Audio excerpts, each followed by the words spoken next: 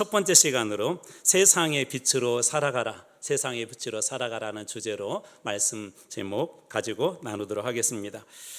혹시 갑작스럽게 여러분들이 있는 방이나 혹은 사무실 같은 곳에 정전이 된 것을 경험한 적이 있습니까? 캄캄한 밤중에 이런 일들이 일어나게 되면 순간 당황스럽죠. 하던 일을 멈추어야 하고 또 불이 들어오기를 기다리지만 이렇게 불이 들어오지 않으면 이제 우리는 그때 어떻게 또 이 상황을 극복할까 나름대로 연구를 합니다. 요즘은 그래도 참 좋은 게 우리 손에 거의 다 스마트폰이 있기 때문에 스마트폰으로 이렇게 불을 켜죠. 그러는 순간에 다시 이렇게 방은 환해지고 또 우리 아이들 같은 경우에는 무서워 그러다가 마음의 안정감을 갖게 됩니다. 이처럼 어둠 방 안에 필요한 것은 뭘까요? 그것은 어둠 속에서 필요한 것은 바로 빛입니다. 그런데 오늘 우리가 읽었던 이 말씀 속에 정말 놀라운 그런 말씀이 한 구절 들어있는데요, 예수님께서 바로 우리가 세상의 빛이다, 너희가 세상의 빛이다 라고 그렇게 말씀을 하십니다. 저는 이 말씀을 듣는 순간 암송하고도 있고 또 오랜 기간 동안 이 말씀을 만났지만 이번 설교를 준비하면서 머리를 이렇게 한 대 툭 하고 맞는 그런 느낌이 들었습니다. 깜짝 놀랐어요. 왜 그러냐면 첫 번째로 내가 그렇게 세상에 빛이라는 거야? 왜냐하면 여러 가지 연약하기도 하고 부족하기도 하고 시험에 넘어지기도 하고 쓰러지기도 하는 그런 부족한 존재인데 우리를 세상의 빛이라고 하는 그런 부분에서 놀랐고, 또 하나는 요즘 세상에 어느 때보다도 늘 그런 상황들이 벌어지고 있지만 어느 때보다도 빛이 많이 필요하다는 그런 생각이 듭니다. 왜 그러냐면 요즘 뉴스나 들려오는 소식들을 보면 답답한 소식들이 많습니다. 과연 인간이 어떻게 저렇게 할 수 있을까라고 하는 그런 일들도 종종 접하기도 하고요. 또 일어나서는 안 될 그런 일들이 우리 주변에서 일어나고 있기 때문에 어떤 사람들은 절망적으로 우리 대한민국을 보기도 합니다. 그러는가 하면 교회도 마찬가지죠. 불행하게도 많은 분들이 교회의 미래에 대해서도 걱정하고 또 교회의 미래에 대해서도 암울하게 이야기하십니다. 교회의 미래를 어둡게 보고 있는 것이죠. 그런데 예수님은 오늘 본문의 말씀에 오면 왜 세상이 이렇게 어둡냐라고 그렇게 질문하거나 탄식하지 않고 제자들에게 그렇게 말씀하십니다. 너희는 세상의 빛이다. 그 제자들이 있었던 시대 역시도 여전히 믿음을 가지고 산다는 것은 어둠이었었죠. 그런데도 예수님은 그들에게 너희는 세상의 빛이다 라고 그렇게 이야기합니다. 왜 예수님께서 너희들 빛처럼 살아라 라고 그렇게 명령하지 않고 왜 이렇게 말씀하셨을까요? 우리는 이 말씀을 여러 번 들었기 때문에 여러분들이 대충 이 말씀을 듣는 순간 맞아, 이 말씀 내가 알아라고 말씀하셨을 것 같아요. 그렇게 생각하셨을 것 같아요. 너희는 세상의 빛이다 그러면 많은 분들이 맞아, 그리스도인들은 드러난 존재이기 때문에 착하게 살아야 돼. 또 선한 영향력을 끼치며 살아야 돼. 우리의 삶의 현장에서 모델처럼 사람들에게 그래도 이 좋은 모습을 보여주며 사는 게 그리스도인이냐라고 이 말씀을 접하면서 그렇게 생각하셨을 것입니다. 이 말씀이 물론 틀린 것은 아닙니다. 왜냐하면 그리스도인들은 그래도 세상의 사람들보다 좀 더 선하게 살아야 합니다. 세상의 사람들보다도 훨씬 더 모범적으로 살아야 합니다. 그리스도인들은 분명하게 또 더 정직하게 또 그리고 친절하게 그리고 또 누구보다도 용서할 줄 알며 섬기며 그렇게 살아야 할 것입니다. 가정과 학교와 직장에서 또 믿는 사람으로 그냥 이렇게 있는 사람이다라는 이름만 가지고 있는 존재가 아니라 믿음을 삶으로 살아낼 때 그 사람이 그리스도인이기 때문에 그렇습니다. 자, 그렇다면 정말 세상의 빛이다라고 하는 이 말씀이 방금 제가 설명드린 것처럼 착하게 사는 거, 선하게 사는 거, 정직하게 사는 거, 다른 사람들보다 좀 더 섬기고 누군가를 이렇게 세워주며 사는 거, 그런 것들만 의미할까요? 예수님께서 말씀하신 의도가 바로 그런 것들일까요? 그렇지는 않습니다. 정말 중요한 의미가 있는데 왜 예수님께서 착하게 살아라 그렇게 말씀하지 않고 선하게 살아라 그렇게 말씀하지 않고 너희는 세상의 빛이다라고 그렇게 말씀하셨을까요? 오늘 말씀 14절 말씀 같이 한번 이 말씀 한번 읽어보겠습니다. 앞에 부분입니다. 같이 한번 있습니다. 시작. 너희는 세상의 빛이라. 자, 이 말씀을 보면서 명령형이 아니라 뭐라는가 알 수가 있죠. 명령형이 아니라 우리의 존재 자체에 대한 선언이에요. 너는 종이다, 너는 나무다라고 하는 것처럼 하나님께서, 예수 그리스도께서 뭐라고 해야 하냐면 너희는 세상의 빛이다, 빛이 되어라가 아니라 빛이다라고 그렇게 존재 선언을 하여 주십니다. 우리들에게 먼저 어떤 사역을 해야 된다, 이렇게 해야 된다, 또 어떻게 행동해야 된다라고 말씀하지 않고 너희는 먼저 세상의 빛이다라고 그렇게 말씀하신 것이죠. 이 말씀에서 먼저 우리가 봐야 될 것이 있는데 가장 앞부분에 나와 있는 너희는입니다. 너희는, 여기서 너희는 1차적으로 누구냐면 바로 예수님 앞에 있는 제자들입니다. 제자들에게 1차적으로 너희는이라고 말씀하시는 거예요. 그러나 2차적으로 이 말씀은 오늘 예수 그리스도를 따르는 모든 사람들도 여기에 다 포함이 됩니다. 자, 그렇다면 이 너희는 어떤 존재들입니까? 여러분, 제자들의 삶을 여러분들 대충 아실 것입니다. 제자들이 완벽했나요? 제자들이 예수님을 따르면서 항상 충성만 했나요? 한 번도 부인하지 않았나요? 또 예수님을 따르면서 예수님의 생각과 다른 생각을 품은 적은 없었나요? 그렇지 않습니다. 어떤 제자들은 누가 더 크냐, 더 높은 자리에 내가 올라야 된다라고 다투기도 했고, 우리가 잘 아는 베드로는 예수님을 3번이나 부인하기도 하죠. 그런 이 제자들을 향하여서 예수님께서 너희는 세상의 빛이다 라고 그렇게 이야기합니다. 이것이 주는 중요한 의미가 있어요. 우리 자녀들, 우리 아들, 딸들이 잘못하더라도 여러분들에게 여전히 자녀가 아니죠. 오늘 대답이 갑자기 질문이 이상하죠. 아무리 잘못해도 우리 그 자녀는 여전히 나의 딸이고 나의 자녀인 것처럼 하나님께서 주시는 은혜는 뭐냐면 우리가 세상에서 볼 때 조금 부족할 수도 있고 연약할 수 있어도 하나님께서는 뭐라고 말씀하시냐면 너희는 세상의 빛이다 라고 그렇게 이야기합니다. 예수님은 우리를 그렇게 빛이라고 불러주신 것이죠. 여기서 우리는 아주 중요한 한 가지를 발견하게 되는데요. 사단은 끊임없이 우리가 그런 일을 행할 때마다, 잘못할 때마다, 혹은 유혹에 넘어질 때마다 그렇게 이야기하죠. 야, 너희는 그리스도냐 아니야, 네가 예수 믿는다면서 그렇게 잘못해, 그런 유혹에 넘어져, 그렇게 이야기하죠. 그런데 그렇지 않습니다. 예수님은 오히려 우리의 삶이 비록 그런다 할지라도 여전히 우리의 존재를 뭐라고 말씀하시냐면 너희는 세상의 빛이래요. 세상을 비추는 빛이다라고 그렇게 말씀하여 주십니다. 여러분, 한 분 한 분이 다 그런 분인 줄 믿으시기 바랍니다. 이 빛의 중요한 역할이 하나가 있는데요. 5장 14절 뒷부분입니다. 산 위에 있는 동네가 숨겨지지 못할 것이요. 산 위에 있는 동네가 늘 드러나는 것처럼 밤중에 집집마다 불을 켜게 되면 멀리서도 산 위에 있는 동네가 드러나는 것처럼 그리스도인들은 마치 산 위에 있는 동네와 같다라고 그렇게 이야기하세요. 무슨 얘기냐면 그런 얘기 들어봤죠. 야, 예수 믿는다면서 그럴 수 있냐? 예수 믿는다고 교회 다닌다고 하면서 어떻게 그렇게 하냐? 무슨 얘기냐면 세상 사람들이 다 보고 있다는 거예요.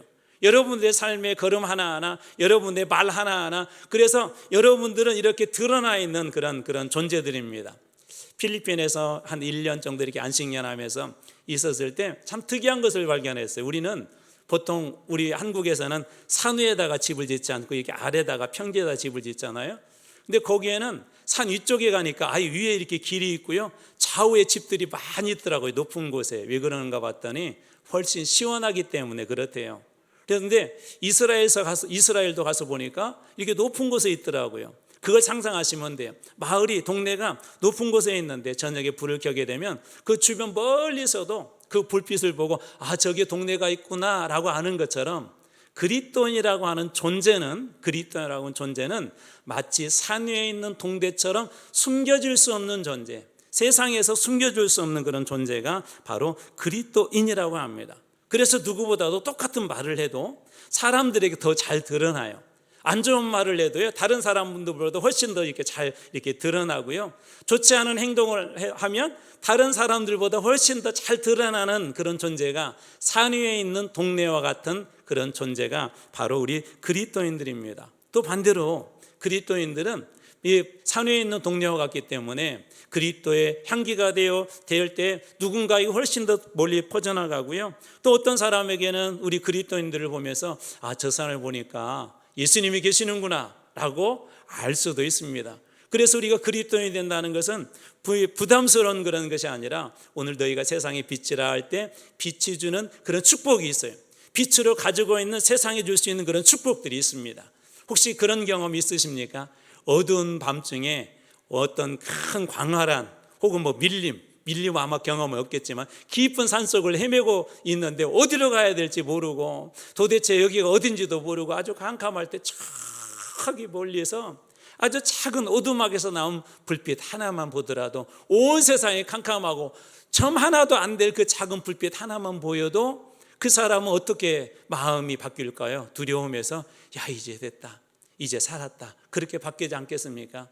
저는 그리스도인이 세상의 빛이라는 게 엄청나게 큰 서치라이트처럼 오늘 이 한 공간을 하나의 서치라이트가 비출 수 있는 그런 강력한 빛이 아니다 할지라도 저 깊은 산속 오두막에 아주 작은 불빛 하나처럼 보잘것없어 보이는 그런 불빛 하나라도 그 불빛이 어떤 사람에게는 어둠 속에서 길을 잃고 있는 사람에게는 숲속에서 길을 잃어서 어디로 가야 될지 모르는 사람에게는 아주 작은 그 불빛 하나가 희망이 되는 것처럼 오늘 주님께서 오늘 우리들에게 비록 내가 작은 불빛이지만 비록 내가 세상에서 볼 때는 보잘것없는 불빛처럼 보이지만 누군가에게는 살리는 빛이고 소망의 빛이고 누군가에게는 희망을 주는 빛이다라고 주님께서 그렇게 여러분들에게 말씀하여 주시는 거예요.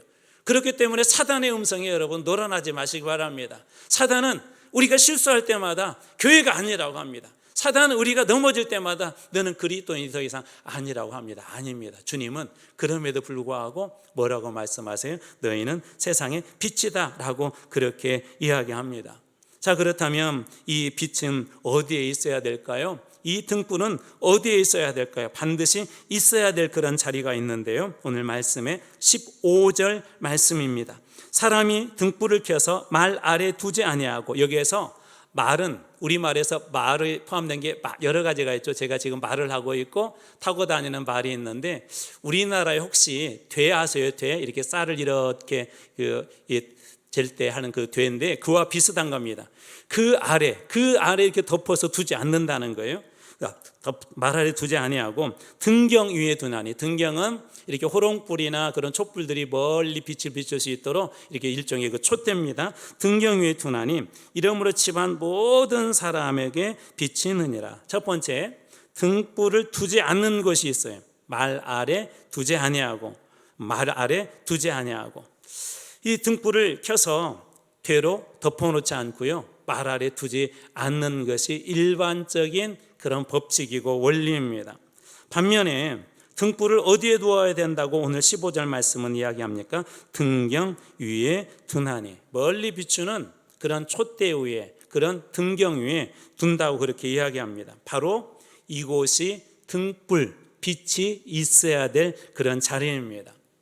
우리는 말 아래에 있는 존재가 아니라 등경 위에 있는 그런 존재라는 거예요. 빛이 있어야 될 그런 자리가 있다는 것입니다. 너희가 세상의 빛이다 그럴 때 여러분들의 있어야 될 그런 자리가 있다는 거예요. 그 등경 위에 있는 그 빛이, 그 불빛이, 그 등불이 그 주변을 이렇게 환하게 밝히는 것처럼 우리 각자가 있어야 될 등경 위에 자리가 있습니다. 어떤 사람에게는 그것이 가정일 수도 있어요. 한 사람의 따뜻한 그런 언어가 가정의 분위기를 바꾸기도 하고요. 또 어떤 사람에게는 직장일 수도 있습니다. 직장 위에서 내가 등경 위에 켜진 등불과 같은 있어야 될 그런 자리가 있습니다. 그 한 사람으로 말미암아 요셉처럼 그 직장이 바뀌고 분위기가 바뀌고 직장에 하나님의 복이 흘러넘치는 것처럼 우리가 있어야 될 그런 자리들이 있습니다. 또 그러는가 하면 우리 영적인 자리들도 있죠. 우리 구역장님들, 또 우리 교사들, 또 우리 교회 안에 헌신자들, 우리 사역자들, 있어야 될 자리에서, 각자가 있어야 될 자리에서 비춰야 될 그런 자리가 있다는 것입니다. 혹시 이 말씀 기억하십니까? 내가 어디 있느냐, 누가 누구에게 한 것이 하나님께서 아담에게 하신 말씀입니다. 아담아, 내가 어디 있느냐. 아담이 있어야 될 자리에 있어야 되는데, 지금 하나님 앞에 있어야 되는데 그가 숨어버렸어요. 하나님께서 동산에서 거니는 소리를 듣고 숨어버렸습니다. 그때 하나님께서 왜 내가 있어야 될 자리에 있지 않고 여기 보이지 않느냐, 아담아 내가 어디 있느냐라고 하나님이 질문하신 거예요. 등불이 있어야 될 자리는 등경입니다. 말 아래 있는 게 아니에요. 빛을 숨겨버리는 그런 자리가 아닙니다. 어쩌면 하나님께서 오늘 우리들에게도 너희는 세상의 빛이다 라고 말씀하시며 너는 지금 그 자리에 있느냐?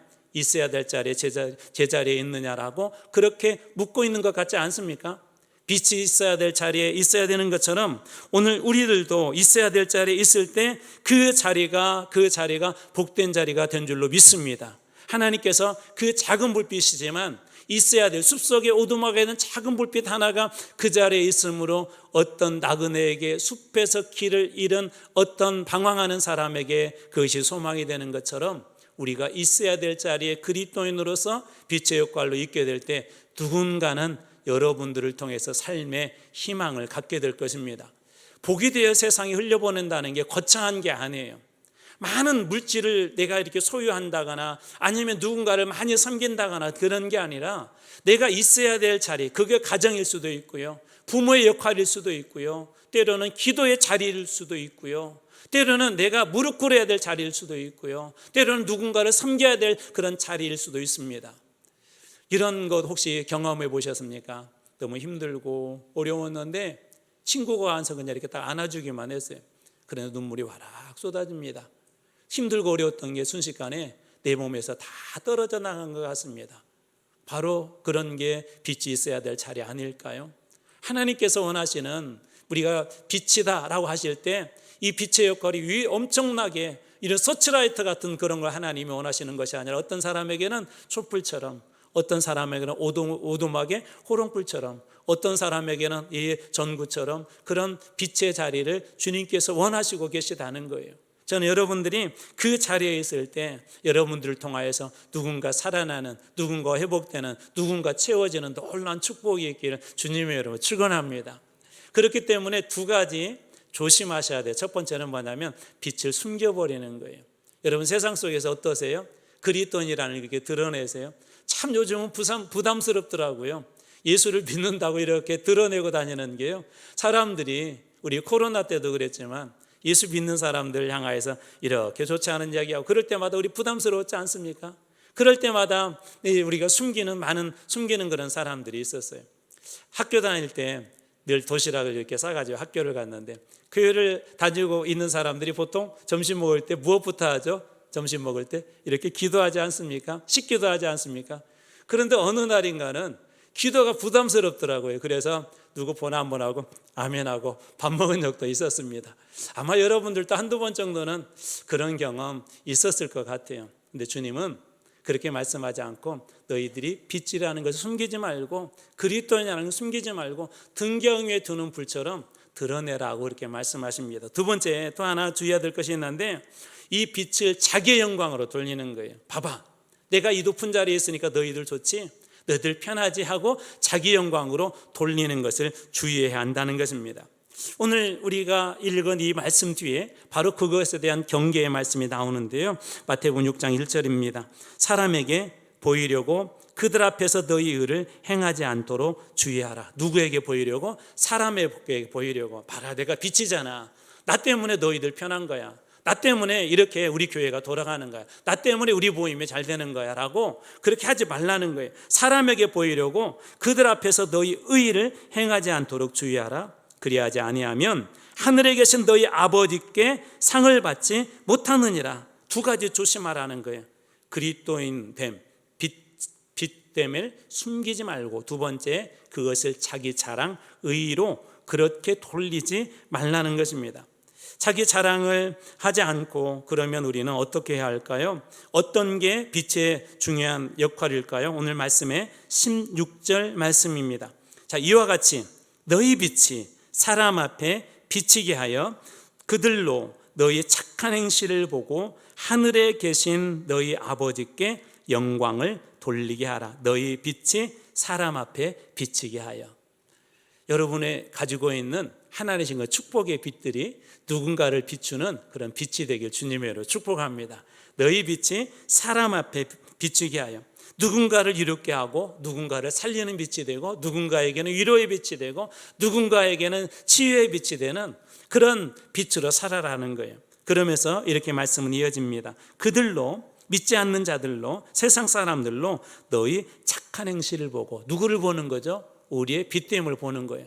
참 저 사람은 정직해, 저 사람은 무엇을 맡겨도 성실해, 저 사람은 우리 회사에 정말 보물 같은 존재야, 누구보다도 정직하고 아무도 보지 않는 곳에서 맡겨진 일을 성실히 하는 사람이야. 그런 너희 착한 행실을 보고, 그리고 말씀은 이렇게 이어집니다. 너희 하늘에 계신 너희 아버지께 영광을 돌리게 하라. 빛은 나를 자랑하기 위함도 아니고요, 그냥 단순히 누구를 위로하거나 누구를 위한 것도 아니고요, 우리가 하나님께서 너희는 세상의 빛이다 라고 했을 때 가장 중요한 빛의 역할은 뭐냐면 하나님의 영광을 드러나는 거예요. 여러분들이 누군가에게 도움을 주고 교회 안에서 어떤 사역을 잘 감당하고 나서 여러분에게 공이 돌아오지 않고 그것이 하나님의 영광으로 드러난다면 바로 그것이 빛의 역할을 가장 잘하는 것입니다. 빛의 가장 중요한 빛 역할은 하나님의 영광을 드러내는 것입니다. 나를 통하여서 하나님을 보게 하는 것이에요.